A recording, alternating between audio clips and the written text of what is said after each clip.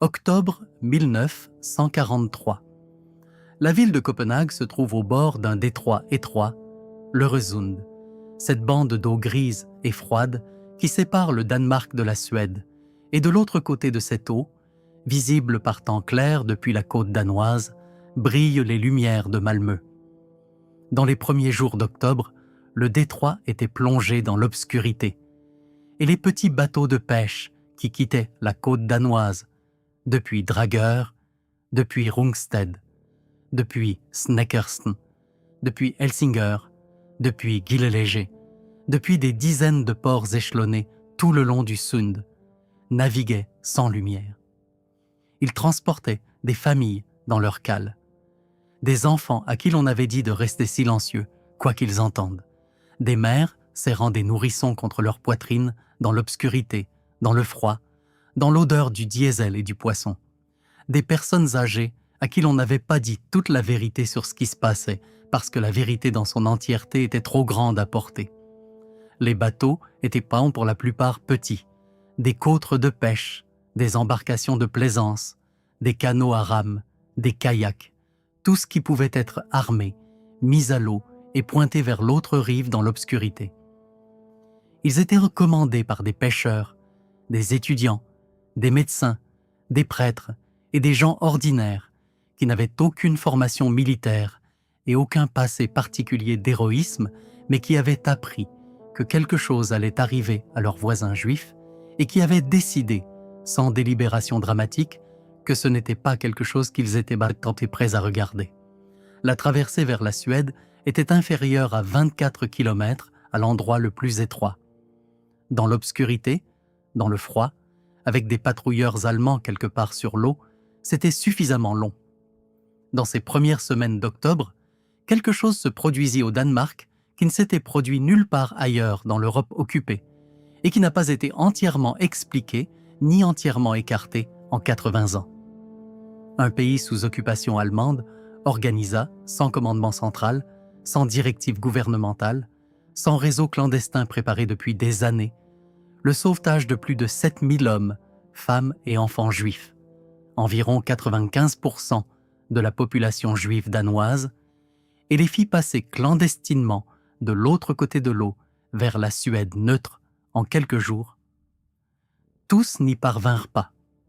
Certains furent interceptés sur l'eau, d'autres furent trahis, d'autres encore étaient trop âgés, trop malades ou trop terrorisés pour effectuer la traversée. Environ 500 furent déportés à Theresienstadt en Bohême, mais le gouvernement danois et la Croix-Rouge danoise les suivirent là-bas, harcelant, négociant, exigeant des comptes rendus sur leur bien-être, et de ces 500, la grande majorité survécut à la guerre. Le taux de survie global des Juifs danois fut, à la fin, quelque part entre 97 et 99%, un chiffre tellement en dehors de l'expérience ordinaire de l'Europe occupée qu'il a engendré plus d'un demi-siècle de débats sur ce qui l'a rendu possible. Voici cette histoire. C'est l'histoire d'un petit pays qui accomplit quelque chose d'extraordinaire sous l'occupation, et de la raison pour laquelle il fut en mesure de le faire. Mais c'est aussi, sous l'héroïsme et les bateaux de sauvetage, une histoire plus étrange et plus complexe que la version épurée ne le permet. Car le cas danois n'est pas simplement l'histoire de bonnes personnes choisissant de faire ce qui est juste. C'est aussi l'histoire de ce qui se produit lorsqu'une politique d'occupation allemande tourne mal du côté allemand, des conditions spécifiques et quelque peu accidentelles qui placèrent le Danemark dans une position qu'aucun autre pays occupé ne partageait, et d'un seul fonctionnaire allemand qui a peut-être sauvé davantage de vies juives en rompant les rangs que la plupart de la population en faisant naviguer des bateaux dans l'obscurité. Le sauvetage est réel, l'héroïsme est réel. Mais pour le comprendre honnêtement, il faut commencer non pas par les bateaux, mais par le singulier arrangement politique qui les rendit possibles. Et cet arrangement ne commença pas en octobre 1943, mais en avril 1940, le matin où les Allemands arrivèrent. Pour comprendre ce qu'était le Danemark, il faut comprendre ce qu'il n'était pas. Le Danemark n'était pas la Pologne. Ce n'était pas la France, ce n'était pas la Grèce, ce n'était pas la Yougoslavie. Lorsque l'armée allemande franchit la frontière aux premières heures du 9 avril 1940, elle rencontra une résistance qui dura quelques heures. Certains récits disposent moins de 2, avant que le gouvernement danois n'accepte les conditions allemandes et ordonne à ses soldats de déposer les armes. Ce n'est pas une histoire que les Danois ont toujours été à l'aise de raconter. La capitulation fut rapide et dans le contexte de ce qui se passait dans d'autres pays, elle était, du moins en apparence, profondément pragmatique. Le Danemark était un pays plat, sans terrain défendable, une petite armée, aucun allié à portée, et un gouvernement qui avait observé ce qui était arrivé à la Pologne lorsqu'elle avait résisté et qui avait décidé, avec une clarté froide, que le combat signifierait une destruction totale sans aucun gain stratégique. Ils capitulèrent donc le matin du premier jour, et ce faisant, ils préservèrent quelque chose qu'aucun autre pays occupé d'Europe occidentale ne préserva, leur propre gouvernement, leur propre roi, leur propre parlement, leur propre police, leur propre système judiciaire, leurs propres journaux pendant un temps, leur vie quotidienne, modifiée mais reconnaissable, se poursuivant sous la surveillance allemande plutôt que sous la domination allemande. L'arrangement que les Allemands proposèrent au Danemark était différent de tout ce qu'ils proposèrent à quiconque, et pour comprendre pourquoi, il faut comprendre ce que l'Allemagne voulait spécifiquement du Danemark. Le Danemark n'était pas un prix militaire. Il ne possédait pas d'industrie significative, pas de port majeur dont l'Allemagne avait urgemment besoin, pas de profondeur stratégique. Ce qu'il avait, c'était de la nourriture. Le Danemark était l'un des pays agricoles les plus productifs d'Europe, et une Allemagne planifiant une longue guerre avait besoin que le beurre danois, le porc danois et le grain danois affluent sans interruption vers le Reich. Occuper le Danemark de façon conventionnelle, installer un gouvernement militaire, réprimer la population, diriger le pays directement, aurait été coûteux sur le plan administratif et aurait pu facilement perturber exactement la coopération agricole dont l'Allemagne avait besoin. Alors, à la place, les Allemands conclurent ce qui était essentiellement un arrangement commercial habillé dans le langage de l'occupation. Le Danemark fournirait de la nourriture. L'Allemagne exercerait l'autorité globale, mais laisserait le gouvernement danois nominalement en place et n'exigerait pas, du moins dans un premier temps, les choses qu'elle exigeait de tout le monde ailleurs. Pendant 3 ans, cet arrangement tint. Les agriculteurs danois envoyèrent leurs produits vers l'Est. Le gouvernement danois administra le pays.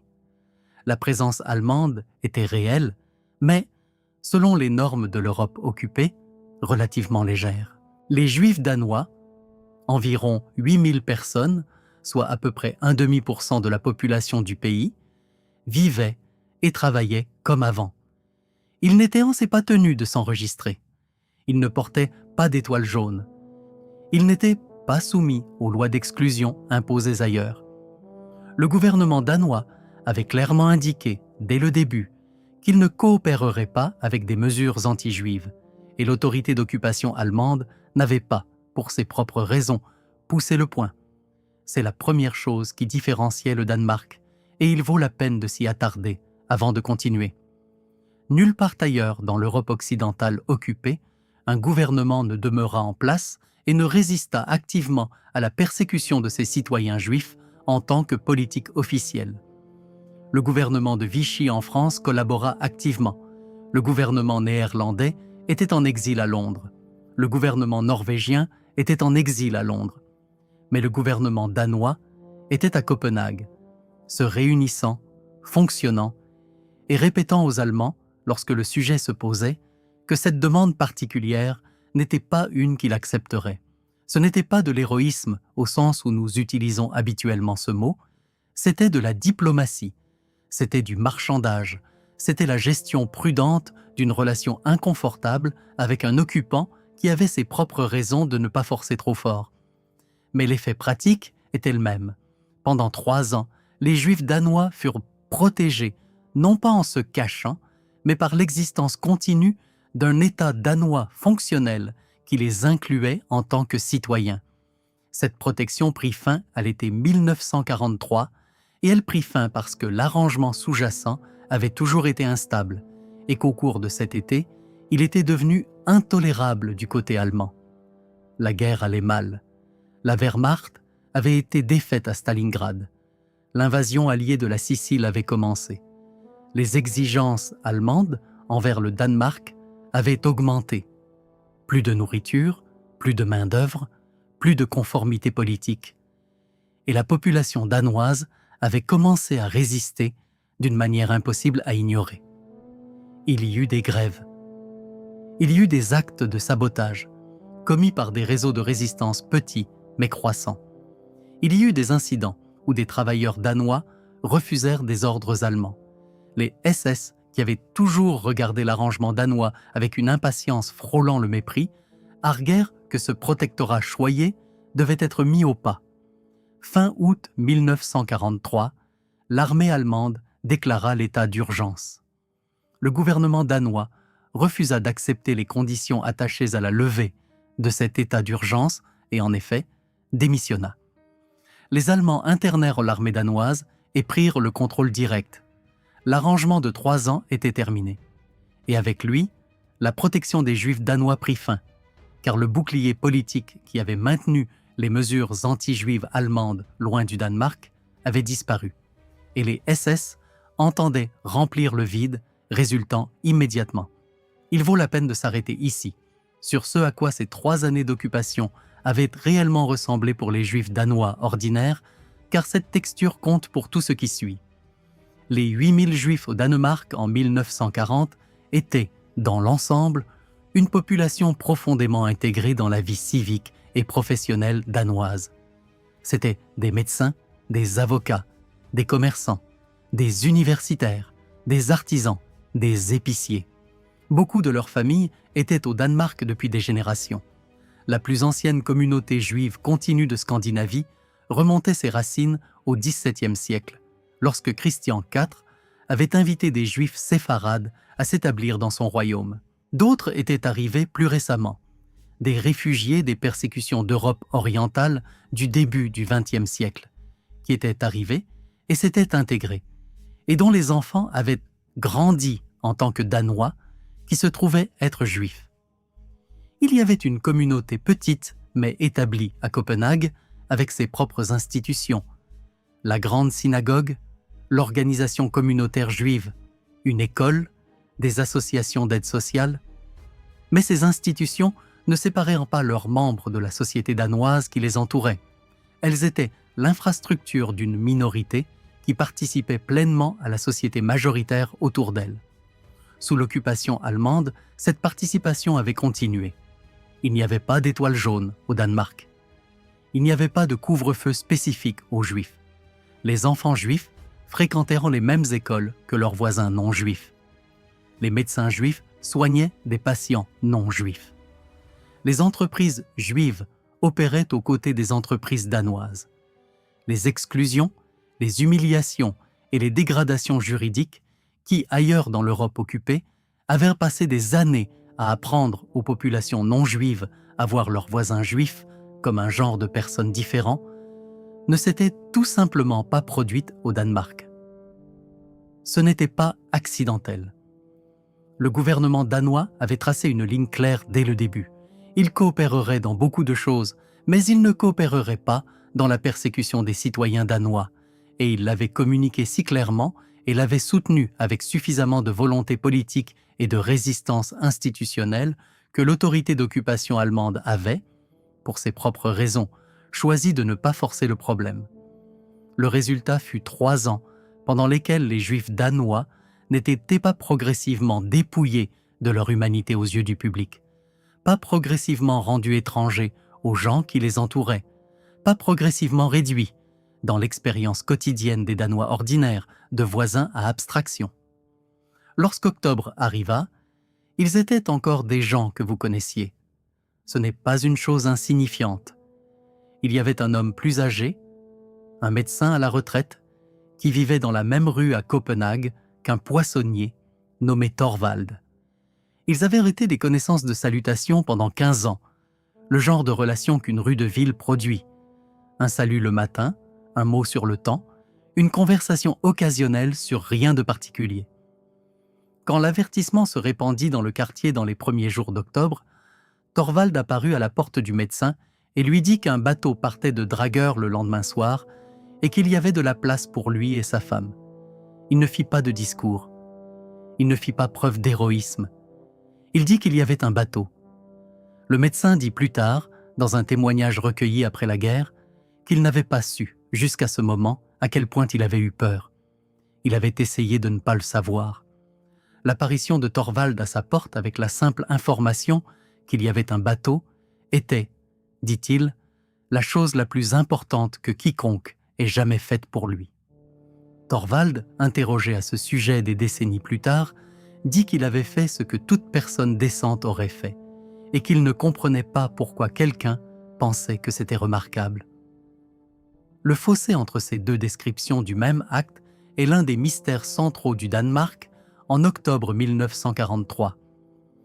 L'homme chargé d'organiser la déportation des Juifs danois était un haut fonctionnaire SS nommé Werner Best, qui était le plénipotentiaire du Reich allemand au Danemark, la plus haute autorité civile allemande dans le pays. Best est l'une des figures les plus troublantes de cette histoire, et pour comprendre ce qui se passa ensuite, il faut l'examiner attentivement et résister à la tentation de le simplifier.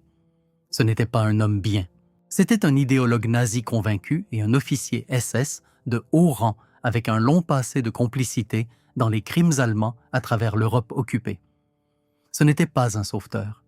Ce n'était pas, dans un sens direct, un homme de conscience, mais il était aussi, à l'automne 1943, un fonctionnaire allemand qui comprenait que l'occupation du Danemark avait fonctionné jusqu'à un certain point, précisément parce que le Danemark avait été traité différemment d'ailleurs, et qui calculait, froidement, professionnellement, d'une manière qui mêlait quelles que fussent ses réserves privées à une lecture prudente de sa propre position politique, qu'une déportation massive, violente des Juifs danois serait une erreur catastrophique pour les intérêts allemands au Danemark. Et donc, Werner Best fit quelque chose qu'aucun fonctionnaire allemand équivalent dans aucun autre pays occupé n'avait fait. Il dit au gouvernement danois ce qui allait se passer. L'avertissement ne vint pas directement. Il vint par l'intermédiaire d'un diplomate allemand nommé Georg Ferdinand Duckwitz, qui était attaché au bureau de Best et à qui le crédit de ce qui suivit a généralement été attribué.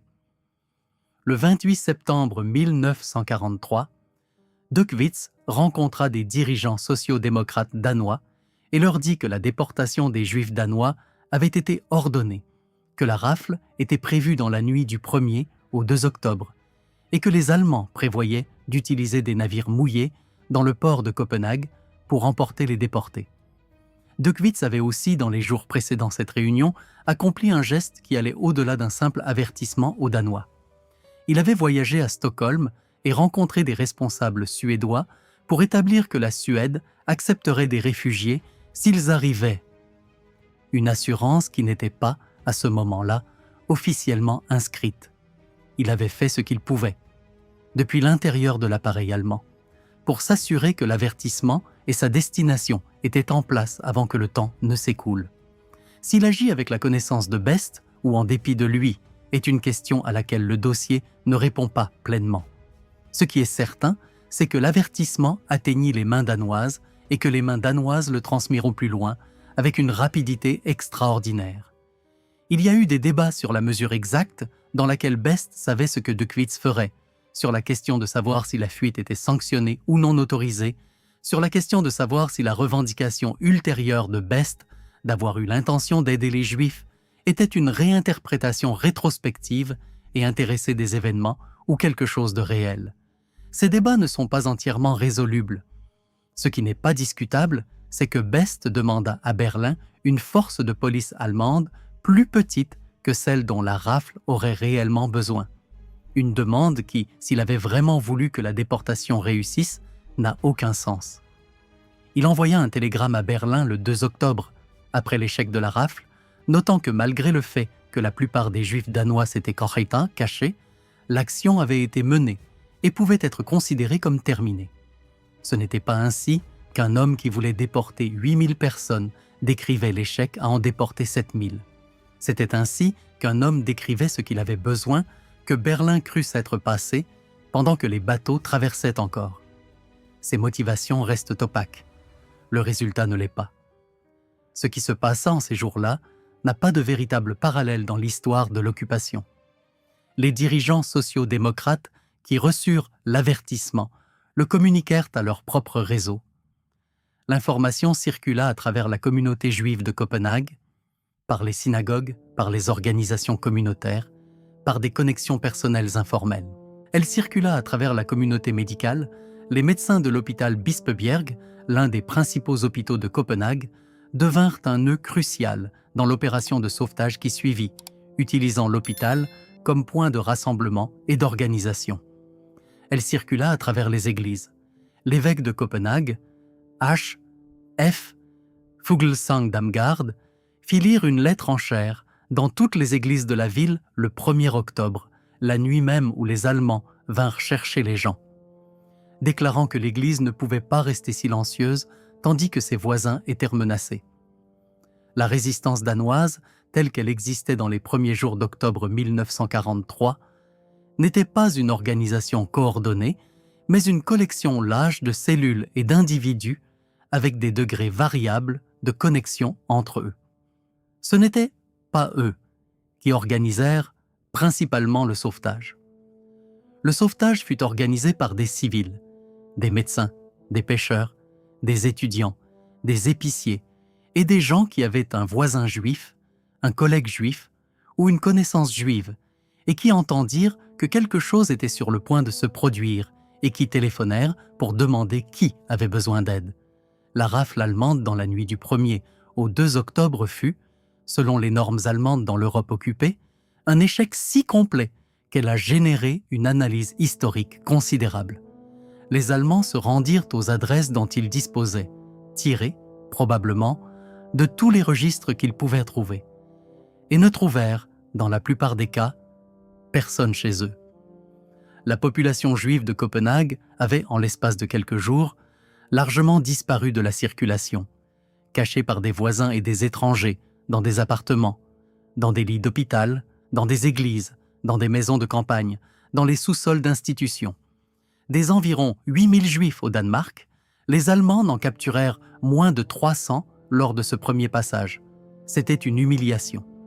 Et cela pointait directement vers le problème auquel les sauveteurs faisaient maintenant face. Les gens qu'ils cachaient ne pouvaient pas rester cachés indéfiniment, et la seule destination viable était la Suède.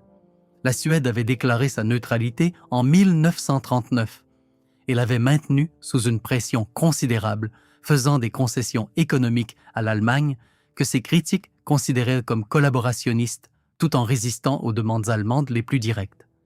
Fin 1943, au fur et à mesure que l'équilibre militaire se déplaçait, la Suède avait discrètement indiqué qu'elle accepterait des réfugiés juifs danois. Mais discrètement était le mot opératoire. Il n'y avait pas d'annonce officielle suédoise, pas de protocole diplomatique, pas de structure d'accueil organisée attendant de l'autre côté. Il y avait simplement un pays neutre, à 18 à 24 kilomètres de l'autre côté de l'eau, et un gouvernement suédois qui n'allait pas envoyer sa marine arrêter des bateaux pleins de réfugiés. Du côté danois, il y avait une côte, des ports de pêche, des propriétaires de bateaux et beaucoup d'improvisation organisée. Les personnes qui organisèrent les départs n'étaient principalement pas des combattants de la résistance. C'étaient des étudiants de l'université de Copenhague qui avaient rapidement formé des réseaux ad hoc. C'étaient des pêcheurs qui avaient été approchés, beaucoup d'entre eux par des gens qu'ils connaissaient, et qui devaient décider en l'espace d'une conversation s'ils allaient dire oui. Certains refusèrent, plus dirent oui. La logistique était compliquée par l'argent, la géographie, la pression du temps et les Allemands. L'argent était un problème sérieux. Faire traverser leur Sund à un bateau coûtait de l'argent. Les pêcheurs qui risquaient leurs moyens de subsistance et potentiellement leur liberté ne le faisaient pas par charité, ou pas la plupart d'entre eux, et les frais facturés variaient du modeste à l'exorbitant. des organisations communautaires juives et des donateurs danois fortunés contribuèrent des fonds. Des hôpitaux et des institutions collectèrent de l'argent. Certaines familles payèrent tout ce qu'elles avaient. Certaines familles furent aidées par des étrangers qui remirent de l'argent sans demander quoi que ce soit en retour. Les récits de ces traversées sont remplis de moments à la fois de générosité et d'exploitation, et l'histoire doit contenir les deux. Tous les Danois n'étaient pas des héros en ces jours-là, et prétendre le contraire serait trahir ceux qu'ils étaient. Les traversées elles-mêmes étaient physiquement dangereuses d'une manière qui n'avait rien à voir avec les Allemands. L'Öresund, en début d'octobre, est froid et peut être agité, et les bateaux utilisés n'étaient pas des embarcations de passagers. Les gens étaient cachés dans des cales à poissons, dans des salles des machines, sous des bâches. Les enfants étaient rejaillis sédatés avec des drogues. Dans certains récits, avec des préparations à peine testées, improvisées par des médecins travaillant avec ce qu'ils avaient, pour les empêcher de pleurer si une patrouille allemande s'approchait. Les bateaux naviguaient sans lumière. Certains s'échouèrent, certains furent abordés par des patrouilleurs allemands et leurs passagers arrêtés.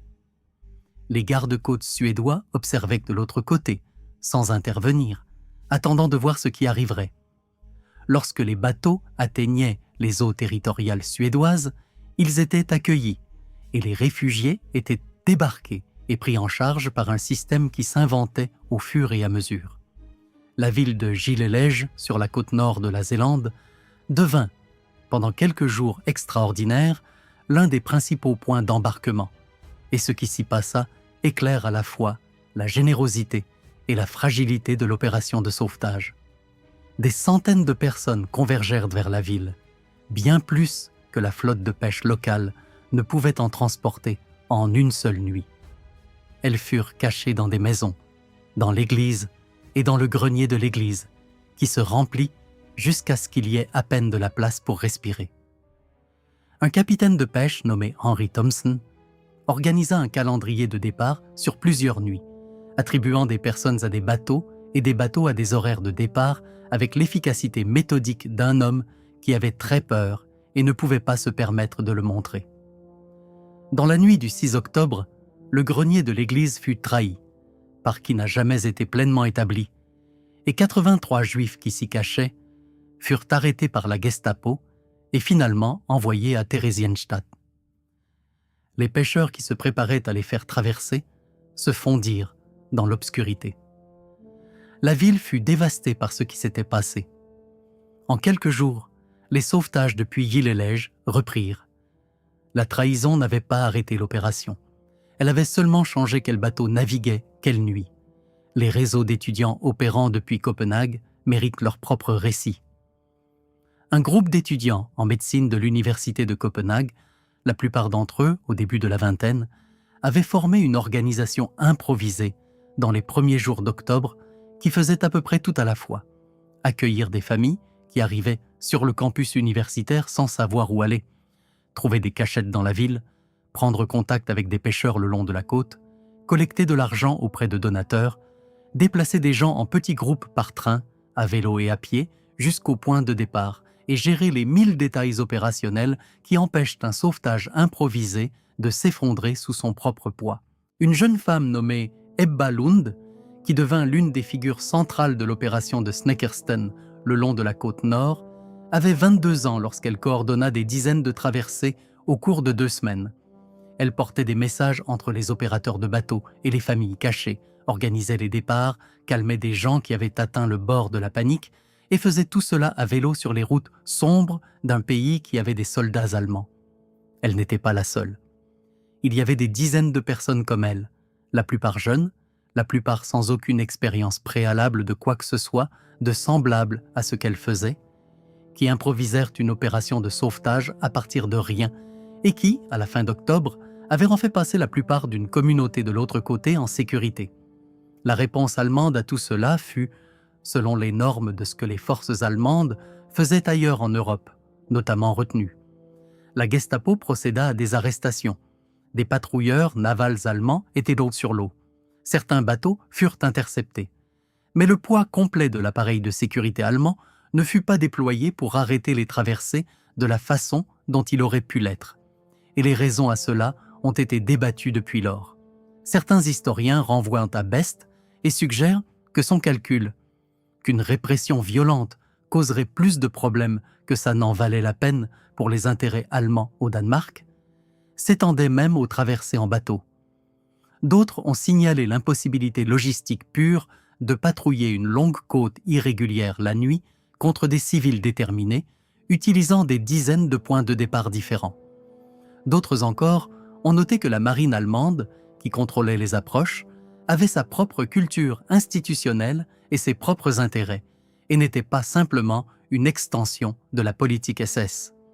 Quelle que soit la combinaison précise des raisons, le résultat fut que les traversées continuèrent et que la plupart d'entre elles passèrent. Les personnes qui ne passèrent pas, les environ 500 qui furent capturées et déportées vers le camp de concentration de Theresienstadt en Bohême, représentent la partie de l'histoire que le récit du sauvetage contourne parfois trop rapidement. Theresienstadt n'était pas Auschwitz.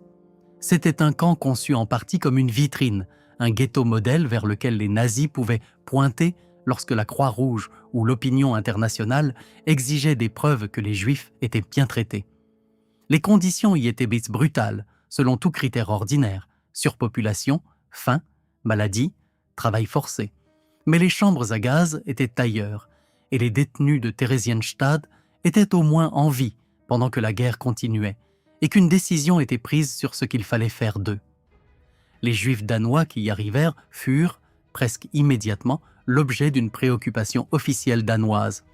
Le gouvernement danois, tel qu'il existait en l'absence du gouvernement qui avait démissionné en août, et les institutions danoises commencèrent une campagne persistante pour les garder à l'œil, pour exiger l'accès à eux, pour envoyer des colis et des provisions, pour s'assurer qu'ils n'étaient pas discrètement transférés vers l'Est. La Croix-Rouge danoise négocia une visite à Theresienstadt en juin 1944, la même inspection que les nazis utilisèrent comme propagande, montant une élaboration Potemkin pour les observateurs internationaux. Et bien que cette visite ait été largement une fraude, la pression danoise qu'elle représentait maintint les déportés danois visibles et, dans une certaine mesure, protégés. Des environ 500 Danois envoyés à Theresienstadt, environ 50 y moururent. La plupart des autres revinrent chez eux fin avril 1945, évacués par la Croix-Rouge suédoise dans un convoi organisé par Folke Bernadotte. Les détails de ce que signifiait être un juif danois à Theresienstadt méritent mot qu'on s'y attarde, car ils illustrent quelque chose d'important sur ce que la préoccupation institutionnelle continue peut réellement accomplir à l'intérieur d'un système conçu pour rendre la préoccupation impossible. Les 500 Danois arrivèrent dans le camp pour constater qu'ils étaient, en un sens, des personnes connues, une cohorte qu'un pays neutre suivait par nom, dont le bien-être, une institution nationale fonctionnelle, exigeait de vérifier. Les autres détenus étaient anonymes aux yeux du monde extérieur, des gens dont la disparition pouvait être arrangée sans conséquence. Les déportés danois n'étaient pas anonymes. Lorsque les inspecteurs de la Croix-Rouge arrivèrent pour cette visite de juin 1944, ils demandèrent spécifiquement l'accès au contingent danois et reçurent des rapports sur l'état des individus par nom. Les rapports qu'ils reçurent étaient manipulés et le camp avait été mis en scène pour leur bénéfice. Les nazis plantèrent des jardinières pleines de fleurs, redirigèrent les distributions de nourriture pour faire paraître l'endroit bien nourri, organisèrent des spectacles et des activités pour suggérer une communauté fonctionnelle plutôt qu'un lieu de détention. Mais le gouvernement danois reçut ces rapports et continua d'envoyer des colis et continua à poser des questions. La persistance était ennuyeuse pour l'administration allemande du camp d'une manière qui eut des effets pratiques. Il était plus difficile de transférer discrètement les Juifs danois vers l'Est, vers les chambres à gaz, pendant que le Danemark continuait à demander des nouvelles de chacun d'eux par nom. Pas impossible, mais plus difficile. Cette difficulté, accumulée sur des mois, suffit à garder la plupart d'entre eux en vie jusqu'à la fin de la guerre et jusqu'à ce que le convoi de la Croix-Rouge suédoise vienne les chercher. La question que les historiens débattent depuis les années 60 est la question autour de laquelle l'histoire ne cesse de tourner. Qu'est-ce qui différenciait le Danemark? La réponse nette, celle qui s'inscrit le plus naturellement sur une plaque commémorative, est que le peuple danois était plus humain, plus courageux, plus résistant à l'idéologie nazie que les populations des autres pays occupés, et que cette supériorité morale s'exprima en action lorsque l'épreuve arriva. Cette réponse n'est pas entièrement fausse et n'est pas entièrement suffisante. Les Danois agirent, et beaucoup d'entre eux agirent avec un courage authentique et admirable. Mais les conditions qui rendirent leur action possible n'étaient pas reproduites ailleurs, et dire simplement que d'autres populations étaient moins courageuses ou moins bonnes, c'est éviter la question plus difficile de ce que le Danemark avait spécifiquement que d'autres pays n'avaient pas. La politologue et historienne danoise Leni Yahil, qui écrivit le premier récit le plus complet du sauvetage, soutint que le facteur clé était les 3 années préalables de normalité relative. Le fait que les Juifs danois n'avaient pas été systématiquement humiliés, isolés, appauvris et marqués comme des étrangers de la façon dont les communautés juives, en Pologne, en France et aux Pays-Bas, l'avaient été avant le début des déportations.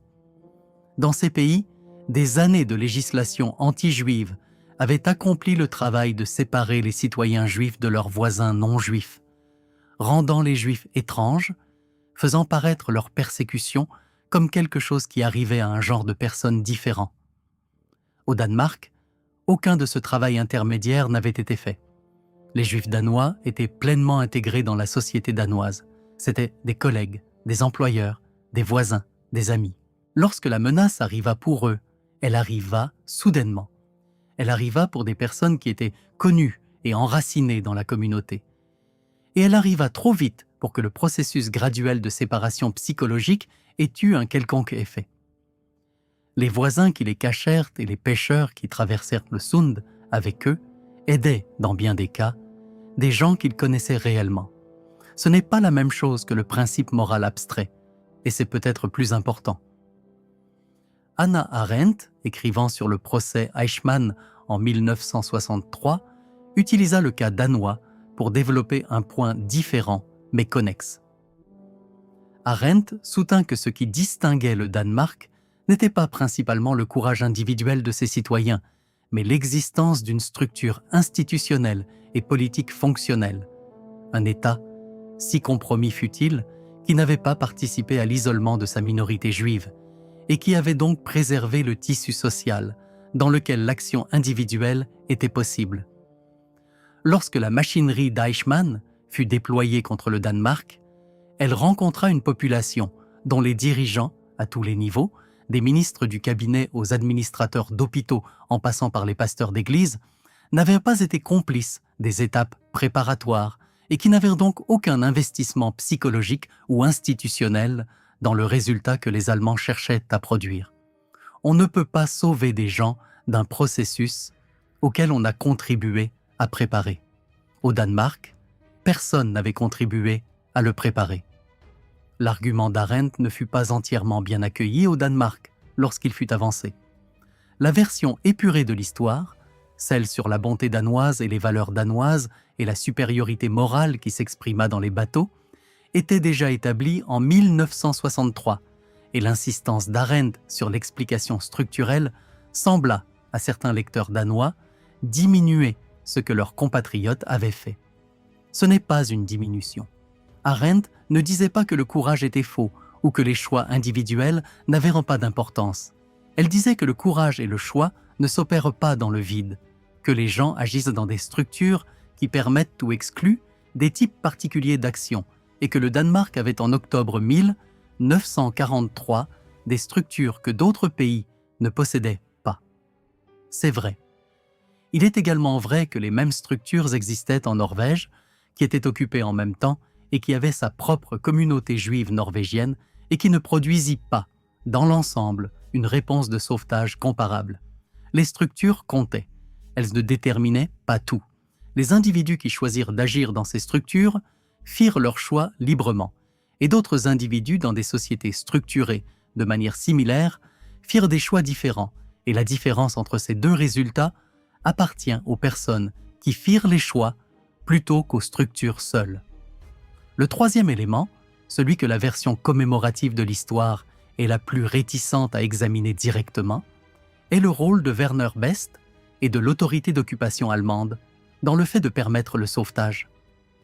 L'avertissement que Duckwitz délivra ne venait pas de nulle part. Il venait de l'intérieur de l'appareil allemand au Danemark et il est très difficile, à la lecture du dossier historique, d'éviter la conclusion que Best toléra au minimum et orchestra peut-être les conditions qui rendirent le sauvetage possible. Best fut jugé par un tribunal danois après la guerre pour son bilan en tant que plénipotentiaire allemand et fut initialement condamné à mort, une peine qui fut par la suite commuée, puis dans une série de procédures judiciaires qui devinrent scandaleuses au Danemark, réduite à une peine d'emprisonnement puis finalement à sa libération. Ses défenseurs soutinrent qu'il avait sauvé les Juifs danois. Ses procureurs soutinrent qu'il avait organisé la déportation de ceux qui furent capturés et avait fait des choses bien pires en d'autres capacités.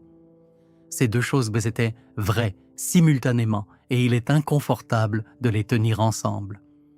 Le sauvetage des Juifs danois était, entre autres choses, le résultat du calcul d'un fonctionnaire allemand selon lequel ses intérêts étaient mieux servis en le permettant. Et quelle que soit la part personnelle dans ce calcul, elle reste opaque comme elle le devrait probablement, car Best ne laissa pas un compte rendu fiable de ses propres motivations et n'était guère un témoin désintéressé de sa propre histoire. Rien de tout cela ne diminue ce que le peuple danois fit en ces jours d'octobre. Les médecins qui organisèrent des cachettes, les pêcheurs qui prirent l'argent et traversèrent le Sund, les étudiants qui dirigèrent les réseaux côtiers, vérifiant les papiers, déplaçant les familles, gérant le chaos d'une opération de sauvetage qui s'inventait en temps réel. Les gens qui se présentèrent aux portes de voisins qu'ils connaissaient à peine et dirent, simplement, qu'il y avait un bateau et qu'il y avait de la place et qu'ils devaient repartir maintenant. La femme, il y en avait beaucoup, qui entra dans un hôpital et annonça qu'elle cacherait quiconque en avait besoin et qui passa les semaines suivantes à dormir 4 heures par nuit pendant que son appartement se transformait en lieu de transit. Le pêcheur qui fit la traversée une douzaine de fois, qui développa une routine à partir de ce qui avait commencé comme un seul acte de décision, qui fut fatigué et apeuré, et le fit quand même. Ces gens étaient réels, et ce qu'ils firent était réel, et la normalité relative des conditions qui le rendirent possible ne soustrait rien au fait qu'ils choisirent d'agir alors qu'ils auraient pu choisir de ne pas le faire.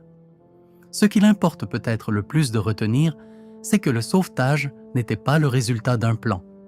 Il n'existait pas au début d'octobre 1943 d'organisation qui aurait pu l'organiser. La résistance danoise ne le dirigea pas. Le gouvernement danois ne s'y était pas préparé.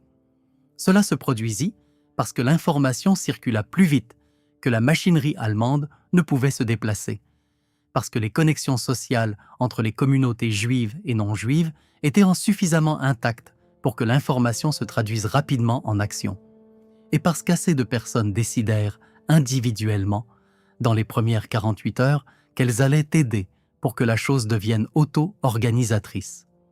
C'était, dans le langage que les sociologues utiliseraient plus tard, un phénomène émergent, une réponse plus grande, plus rapide et plus efficace que tout acteur individuel n'en avait conçu, qui émergea d'un environnement social et politique particulier qui se trouva être configuré, à ce moment particulier, d'une manière qui rendit possible une action civique à grande échelle. Cela ne se produit pas partout. Cela ne s'est pas produit partout.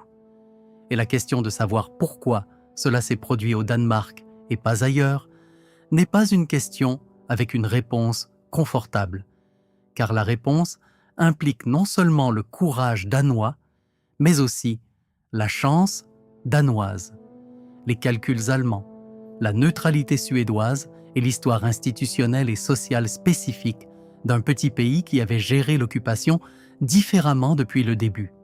Les personnes sauvées revinrent chez elles après la guerre dans un pays qui avait gardé leur commerce, leurs appartements, leurs affaires, les avait gardés d'une manière sans parallèle dans l'Europe occupée, où les survivants juifs qui rentraient trouvaient généralement leurs biens volés, leurs appartements occupés, leur vie démontée.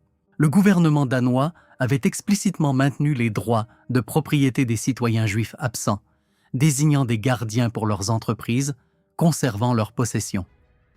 Le retour ne fut pas sans difficulté. Il y eut des tensions, quelques litiges sur des biens, quelques ajustements après des années d'absence. Mais c'était un retour dans un endroit qui avait, dans un sens réel, essayé de garder une place pour les personnes qui étaient parties. Cela aussi était sans parallèle. Ce à quoi ce retour ressembla réellement en termes individuels mérite qu'on y passe un moment, car c'est une partie de l'histoire que le récit du sauvetage tend à conclure trop tôt. La Suède les avait acceptés comme réfugiés, mais ne les avait pas acceptés comme résidents permanents. L'attente claire des deux côtés était qu'ils retourneraient au Danemark à la fin de la guerre et que leur séjour en Suède était temporaire. Ils s'installèrent dans et autour de Malmö et à Stockholm et dans d'autres villes suédoises, et ils s'organisèrent. Ils organisèrent des écoles pour les enfants. Ils organisèrent l'aide communautaire pour les personnes âgées. Ils organisèrent des associations professionnelles et maintinrent leur réseau de connexion vivant de l'autre côté de l'étroite bande d'eau d'où ils venaient. Les médecins juifs danois exercèrent dans des hôpitaux suédois. Les professeurs juifs danois enseignèrent dans des écoles suédoises. La communauté ne se désintégra pas pendant son exil. Elle se maintint activement et délibérément dans l'espoir du retour. Et lorsque le retour arriva, au printemps 1945, il vint dans un pays qui avait essayé de garder une place pour eux, et la communauté qu'ils avaient maintenue en exil s'emboîta dans la forme qui avait été tenue pour elle, d'une manière qui était, à toute comparaison historique, remarquable. Ce qu'une femme rentrée chez elle après la traversée du Sund en octobre 1943 avec ses deux filles âgées de 7 et 9 ans, trouva en revenant dans son appartement à Copenhague en mai 1945 illustre cette réalité de façon saisissante. Son voisin avait payé le loyer pendant son absence et avait gardé ses meubles époussetés. Il y avait un mot sur la table.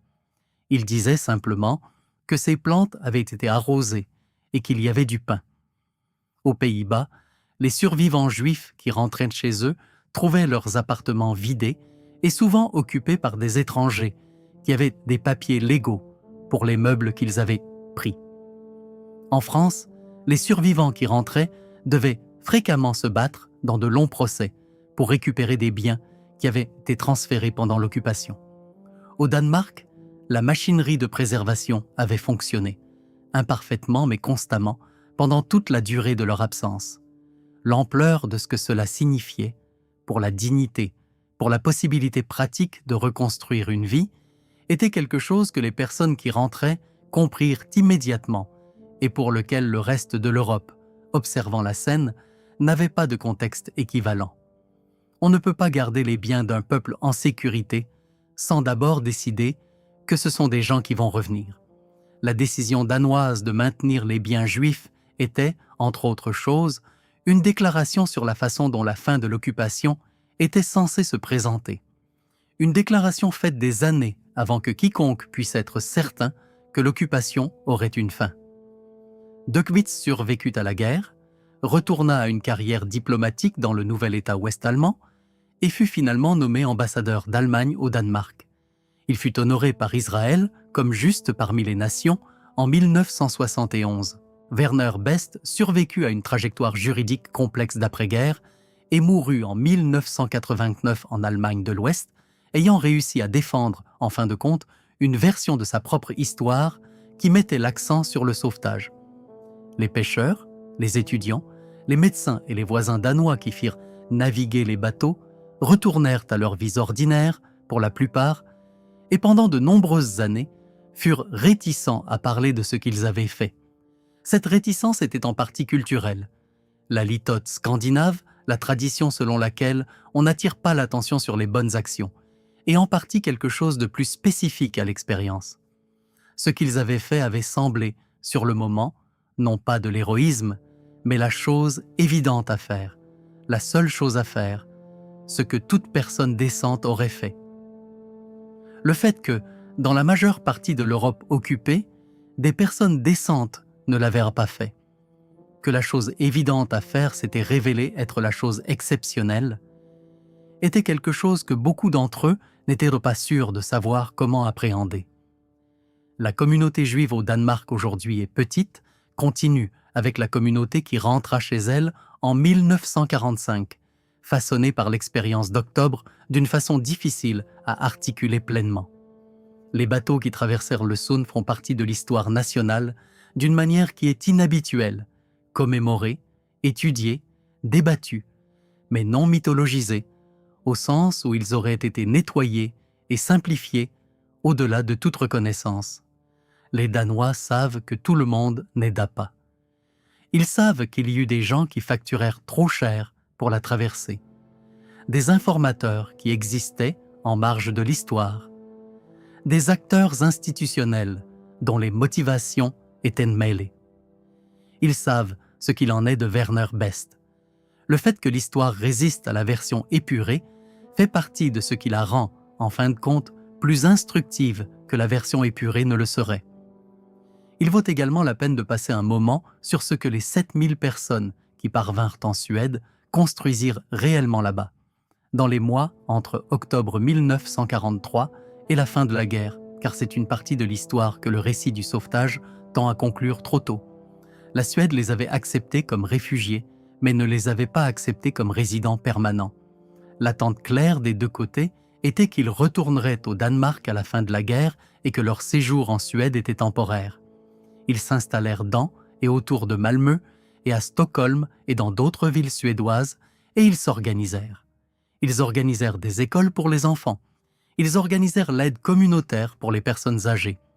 Ils organisèrent des associations professionnelles et maintinrent leur réseau de connexion vivant de l'autre côté de l'étroite bande d'eau d'où ils venaient. Les médecins juifs danois exercèrent dans des hôpitaux suédois. Les professeurs juifs danois enseignèrent dans des écoles suédoises. La communauté ne se désintégra pas pendant son exil. Elle se maintint activement et délibérément dans l'espoir du retour. Et lorsque le retour arriva, au printemps 1945, il vint dans un pays qui avait essayé de garder une place pour eux, et la communauté qu'ils avaient maintenue en exil s'emboîta dans la forme qui avait été tenue pour elle, d'une manière qui était, à toute comparaison historique, remarquable. Car le point n'est pas que les Danois étaient simplement de meilleures personnes. Le point est que des conditions spécifiques, sociales, politiques, institutionnelles, historiques, rendirent possible un sauvetage à grande échelle au Danemark, alors qu'il n'était pas possible ailleurs, et que la question qui mérite d'être méditée est de savoir lesquelles de ces conditions peuvent être reproduites et lesquelles ne peuvent pas l'être. L'intégration sociale de la communauté juive avant l'occupation. L'existence d'un gouvernement qui avait refusé, dès le début, de participer à sa persécution. L'avertissement venu de l'intérieur de l'autorité occupante. La proximité d'un pays neutre, prêt à accueillir des réfugiés. Le calendrier compressé, qui ne permit aucun processus préparatoire de déshumanisation. Retirez l'un quelconque de ces éléments, et l'histoire est différente. Assemblez-les tous dans la bonne configuration, au bon moment, et 7000 personnes traversèrent un détroit sombre dans des bateaux de pêche, et en sortirent vivantes de l'autre côté. Il y a quelque chose d'autre dans le cas danois, qui reçoit moins d'attention que le sauvetage lui-même, et il vaut la peine de le nommer, avant que l'histoire ne se termine. La population danoise n'aida pas seulement les Juifs à s'échapper. Elle maintint également, dans les mois et les années qui suivirent octobre 1943, sa mémoire de ce qui s'était passé d'une manière qui refusa de laisser le sauvetage devenir simplement une source d'autocongratulation nationale. Les débats que les Danois ont continué à avoir avec eux-mêmes sur Werner Best, sur les pêcheurs qui facturèrent des prix élevés, sur les informateurs, sur la question de savoir si l'exceptionnalisme danois était moral ou accidentel. Sont des débats qui reflètent une sorte d'honnêteté civique qui n'est pas non plus facile à maintenir. Les cultures qui ont fait quelque chose de bien préfèrent souvent se souvenir de la bonne chose et non des complications qui l'entourent. Le Danemark a réussi, imparfaitement mais avec persistance, à se souvenir des deux. Cette persistance, le refus de simplifier l'histoire en un mythe qui peut être porté confortablement, est peut-être sa propre forme de la même intégrité civique qui produisit les bateaux en premier lieu. Une communauté qui se raconte une histoire honnête d'elle-même est une communauté qui sait ce qu'elle est réellement, par opposition à ce qu'elle préférerait croire. Cette connaissance est plus difficile à maintenir que la version héroïque. Elle est aussi plus utile. On parle encore des bateaux dans les villes le long du Sund. Certains des ports d'où ils partirent sont marqués. Leur Sund est assez étroit pour que, par temps clair, on puisse voir la Suède depuis la côte danoise, une bande de terre basse de l'autre côté de l'eau, très proche, assez proche pour paraître accessible, assez proche pour que, par une nuit d'octobre calme en 1943, elle fût accessible, si on avait un bateau et quelqu'un prêt à le manœuvrer et le courage de traverser 24 km d'eau froide dans l'obscurité, avec tout ce que l'on possédait et tous ceux que l'on aimait entassés dans la cale sous ses pieds. La plupart des gens qui firent cette traversée vécurent. La plupart des gens qui les aidèrent à traverser retournèrent à des vies ordinaires et ne se considérèrent pas comme des héros. Ces deux faits sont extraordinaires et aucun d'eux n'explique entièrement l'autre. Si cette histoire vous a marqué, j'aimerais connaître votre avis dans les commentaires. Le sauvetage des Juifs danois est souvent présenté comme le grand exemple de ce qui est possible sous l'occupation. Mais les historiens débattent genuinement de ce qui l'a rendu possible et de la question de savoir si les conditions pourraient jamais être reproduites. Je vous pose donc la question directement. Ce qui s'est passé au Danemark en octobre 1943 est-il une histoire sur le courage exceptionnel d'un peuple particulier? Ou s'agit-il d'une histoire sur les conditions politiques, sociales et historiques spécifiques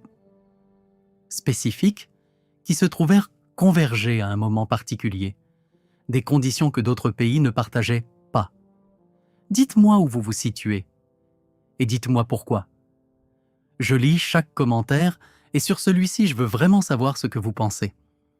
Abonnez-vous pour le prochain chapitre de l'histoire de l'Europe occupée. Si cette vidéo vous a trouvé, laissez un like pour qu'elle trouve la prochaine personne aussi. Maintenant, regardez cette prochaine vidéo.